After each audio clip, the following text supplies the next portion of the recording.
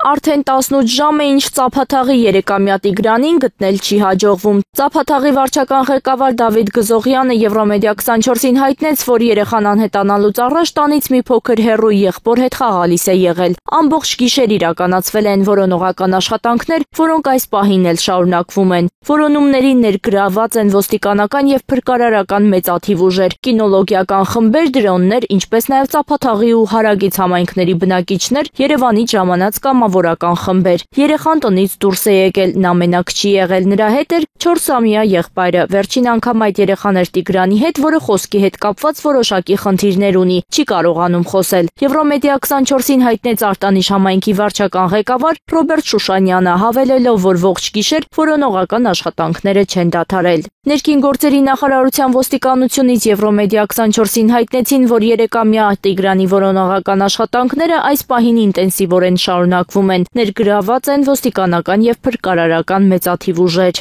Հիշեցնենք, 3 հոկտեմբերի 27-ին հայտնի էր դարձել, որ Գեղարքունիքի մարզի Ծափաթաղ համայնքի բնակիչ 3-ամյա Տիգրան Օգանեսովը դեռևս անհասկանալի պայմաններում կորել է։